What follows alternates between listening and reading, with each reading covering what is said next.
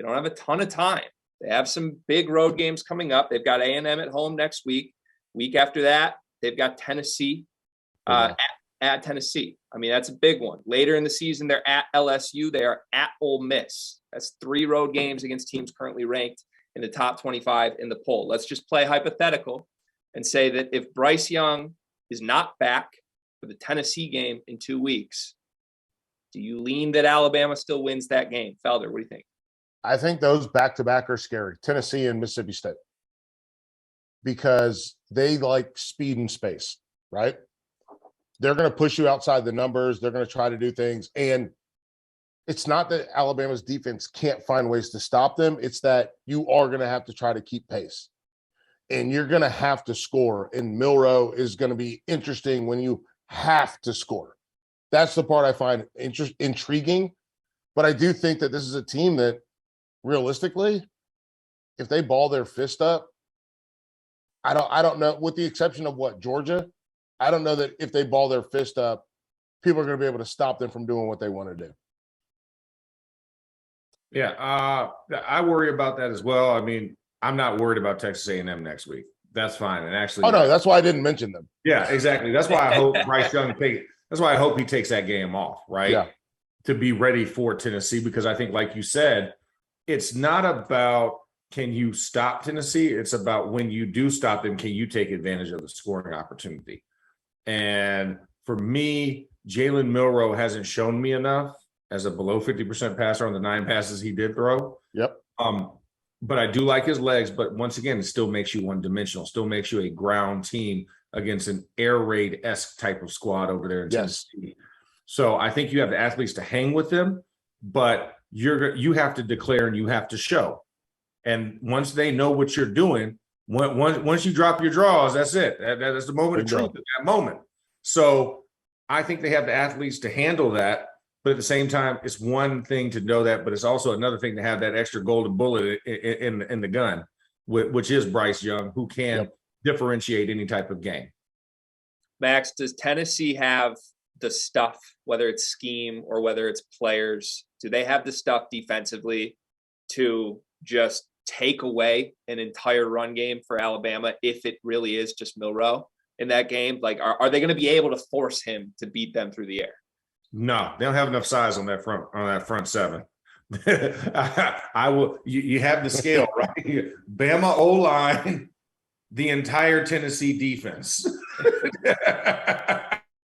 I mean, you're going to have to run a 9-man box, and if you do that, I mean, any quarterback that goes to Alabama, regardless of how many stars, whatever else, Nick Saban ain't taking you. If you can't beat one-on-one with a 9-man box and throw a quick press fade to Early or anybody else, no, thank you. I think that's what it's going to take for Tennessee to stop that Bama offense, because they can road grade. And I loved watching it. I hated that Bryce Young went out, but I enjoyed the physicality and the phone booth matchup that it became. No, I agree. I like Tennessee, they're not quite to where, and we're going to talk about this with Ole Miss in a little bit, but they're not a super penetrative defense.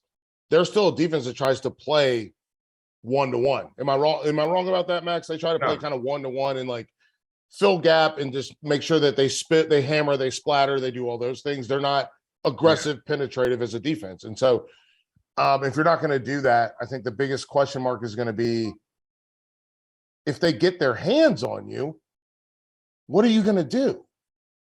And they're going to get their hands on you, and there's nothing you can do. And that's the scary part with Alabama. It's ragdoll, and you're going to play right into their hands, because that line where they struggle is in space. They struggle in space by if you're widening out the DNs, playing ghost 9s, you're playing a wide bingo technique, and guys have to kick out in space. That's where you'll get them, but that's passing situations. In the run game, they just form a wedge, you know what I'm saying, like the Spartan 300s, and form a phalanx, and they just drive forward. So that's why you can't do that against them unless you get them into passing situations, which means you have to score a whole bunch more points to even make them start to sweat.